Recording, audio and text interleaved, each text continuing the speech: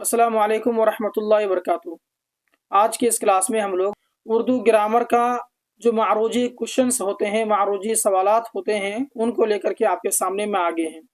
वैसे उर्दू ग्रामर के बहुत सारे क्वेश्चंस कंप्लीट कर दिए गए हैं, कुछ ही क्वेश्चंस बच गए थे, जो कि मैंने सोचा कि उसको भी क्लियर किया जाए।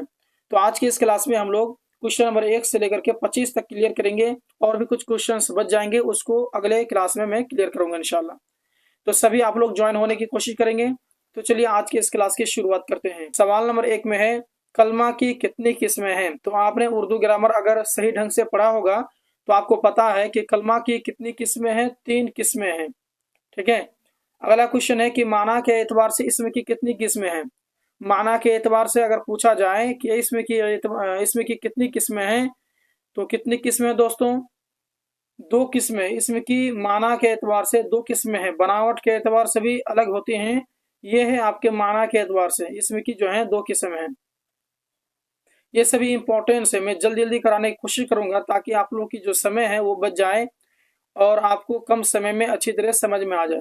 अगला क्वेश्चन है कि ज़ेल में इसमें मारिफा की निशानदेही कीजिए। इसमें जो है आपको इसमें मारिफा की निशानदेही करना है। कौन सा इसमें मारिफा है आपको बतानी है। तो इससे मारिफा के बारे में आपको पता होनी चाहिए कि इससे मारिफा जो है इंग्लिश में कह सकते हैं प्रॉपर नाउन, यानी किसी खास जगह चीज को बताए, इसे मारिफा होता है। तो किताब से पता नहीं चल रहा है कि भाई ये खास है कि क्या है, क्योंकि किताब का मतलब कौन सा किताब, रहीम का किताब, काला किताब, उर्दू का किताब, फारसी किताब, पता नहीं है। तो ये कॉमन हो गया, इसे मारिफा में नहीं है। पहाड़ भी उसी तरीके से है, स्कूल भी उसी तरह से है, समझ में नहीं आता है कि कौन सा। लेकिन पटना समझ में आ रहा है कि पटना जो है किसी जगह का खास नाम है। तो इसका इसका ऑप्शन नंबर दाल परफेक्ट हो जाएगा, यानी कि पटना जो है इसे मारिफा की कैटेगरी में है। अगला क्वेश्चन, इब्न अम किसकी मिसाल है?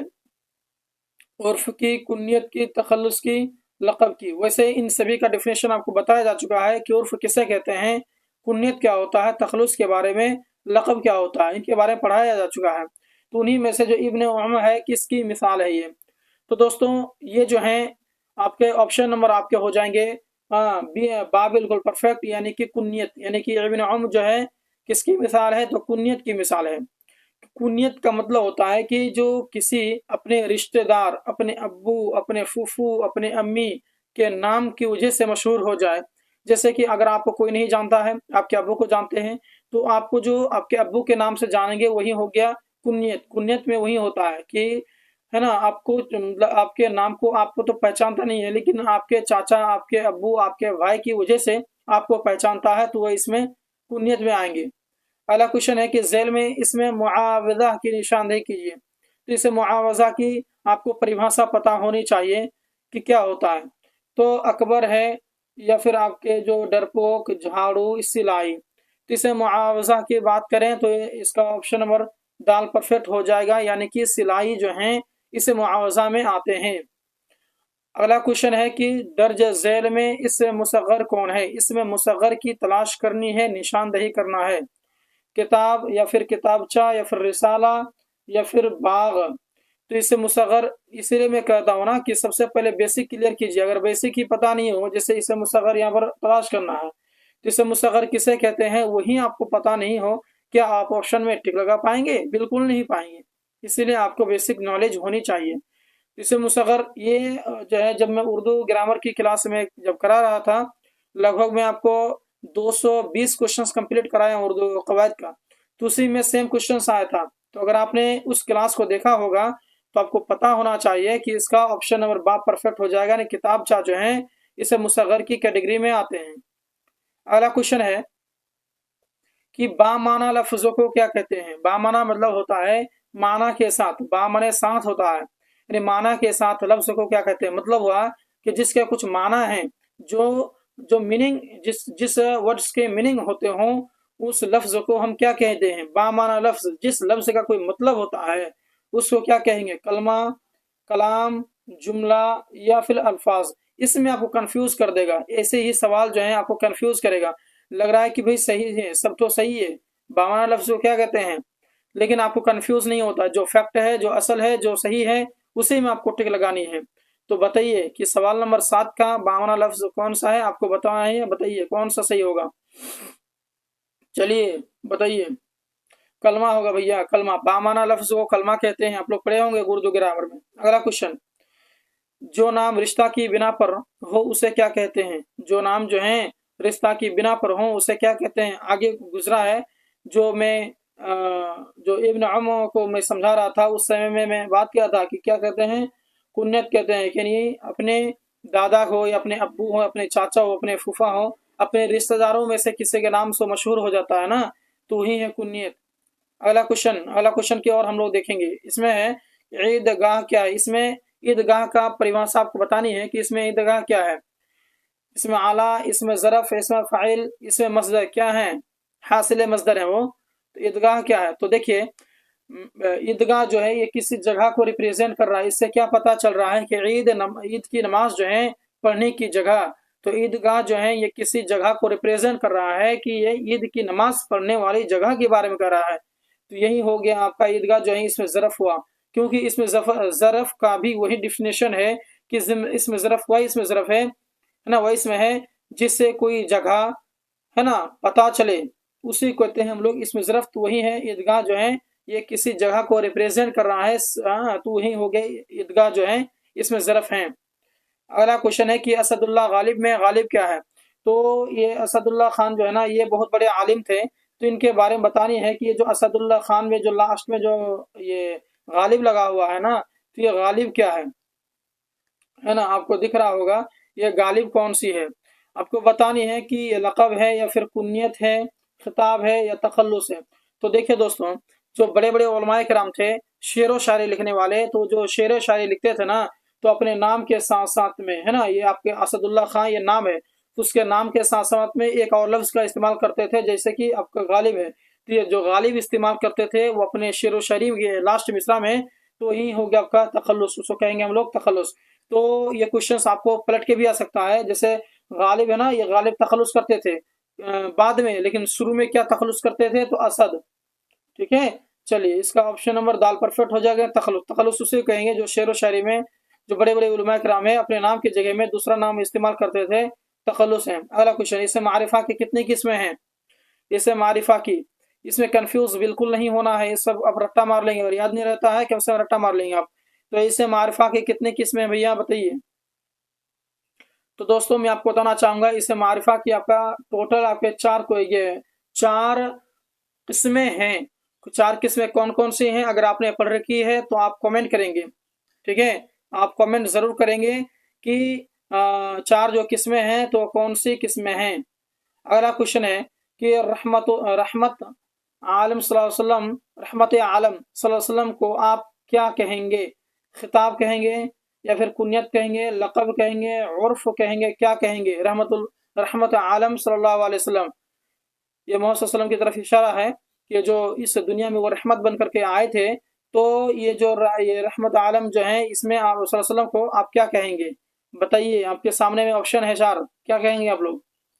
तो इसका ऑप्शन नंबर अलिफ बिल्कुल राइट हो जाएगा, यानी कि हम लोग इसको कहेंगे खिताब कहेंगे। ठीक है, चलिए आपको पता होनी चाहिए, खिताब का डिफिनेशन होना चाहिए प्रत्येक का। आपको अगर क्लास छूट गया है तो डिस्क्रिप्शन एक मरतबा चेक कर लेंगे उर्दू ग्रामर का, उसमें सारे लिंक आपको मिल जाएंगे, एक एक करके तैयारी कर लेंगे। अगला क्वेश्चन, झैल में इसमें नकिरा की निशानदेही कीजिए। देखिए इसम की दो किस्में हैं, एक है इसमें मारिफा, एक है आपके इसमें नकिरा।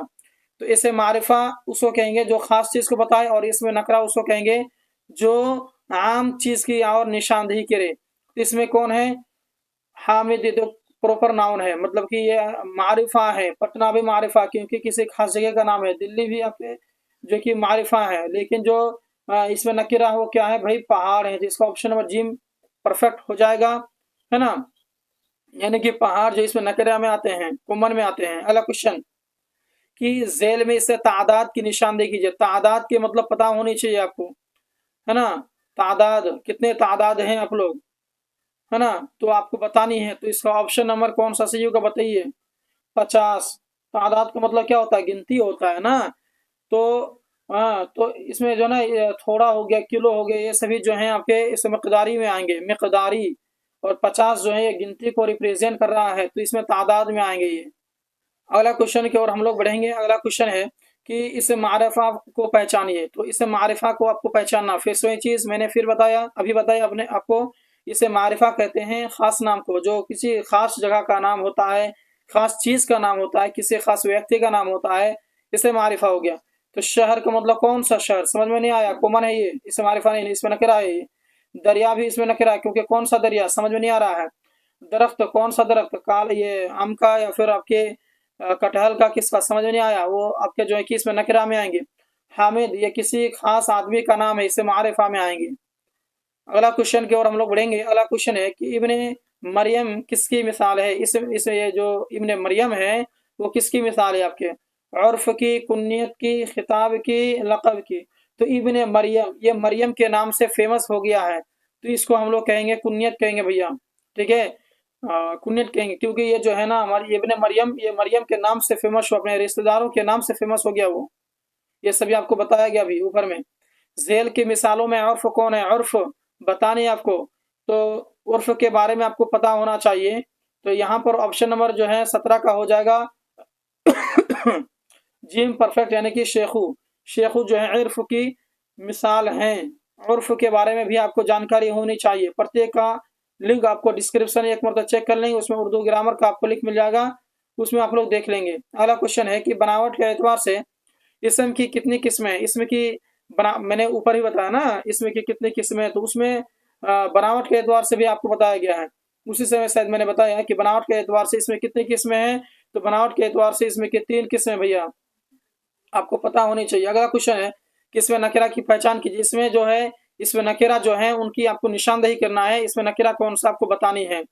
तो इसमें नकरा की बात किया जाए तो इसमें दरिया जो है इसमें नकरा है, क्योंकि ये खास चीज को नहीं बता रहा। जैद ये किसी खास का नाम है, तो ये इसमें मारिफा हुआ, नकरा नहीं। पटना किसी खास जगह का नाम हुआ, तो इसमें मारिफा है, नकरा नहीं। ताजमहल किसी खास जगह को बता रहा, तो ये इसमें मारिफा है, नकरा नहीं। तो इसमें जो है, इसमें नकरा की बात करें तो दरिया होगा, क्योंकि ये कॉमन नाउन है, ये खास चीज को नहीं रिप्रेजेंट कर रहे हैं। बात क्लियर। अगला क्वेश्चन है कि इनमें मफऊल की पहचान कीजिए। मफऊल के बारे में बताना है कि इनमें जो है मफऊल कौन है। मफऊल के बारे में आपको डिफिनेशन पता होनी चाहिए कि मफऊल उसको कहेंगे जिस पर काम खत्म हुआ हो। तो गिरफ्त है या फिर गिरफ्तार है, गिरफ्तार है या फिर गुरेज है, क्या हो जाएगा इसका राइट आंसर, क्या हो जाएगा, तो गिरफ्तार हो जाएगा भैया, गिरफ्तार हो जाएगा इस मफऊल। अगला क्वेश्चन की ओर हम लोग बढ़ेंगे। अगला क्वेश्चन है कि शहर कौन सा इसम है। शहर इसमें नकेरा है क्या, हाँ हो सकता है इसमें नकेरा होगा। इसमें मारिफा नहीं है, खास नाम नहीं है। इस शहर कौन सा शहर, शहर का नाम नहीं है इसमें। इसमें फाइल नहीं है, इसमें फाइल कहते हैं काम करने वाले को। इसमें मफूल कहेंगे जो जिस पर काम खत्म हो, तो यहाँ पर कोई बात ही नहीं बनती है। तो शहर जो है कौन सा इसम है, तो इसमें नकेरा होगा। इसका ऑप्शन नंबर जो है आप लोग एक और टिक लगा देंगे। अगला क्वेश्चन है कि कवाइद जो है, एक सेकेंड, कवाइद के एतवार से पटना लफ्ज है। कवाइद के एतवार से पटना लफ्ज है, इसे मस्तक है, मसदर है, इसमें मसदर हासिल है, मसदर या फिर जामिद। तो पटना जो है क्या है भैया आपको बतानी है। तो फ्रेंड्स इसका ऑप्शन नंबर जो है दाल बिल्कुल परफेक्ट हो जाएगा, यानी कि इसमें जामिद। कवाइद के एतवार से अगर देखा जाए, ग्रामर के एतवार से अगर देखा जाए तो पटना जो है इसमें जामिद है। अगला क्वेश्चन, तो लक़ब के बारे में आपको पता होनी चाहिए कि लक़ब किसे कहते हैं। लक़ब कहते हैं कि जो इंसान के अंदर में खूबी देख करके अगर उसको जो चीज़ दिया जाए उसे कहते हैं लक़ब।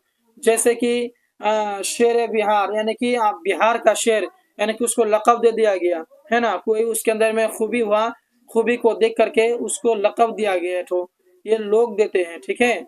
अगला क्वेश्चन देखिए, तो आलम की कितनी किस्में हैं। अगला क्वेश्चन, आलम की कितनी किस्में हैं। एक किस्में हैं, 2 किस्म, 5 किस्म या फिर 6 किस्म है।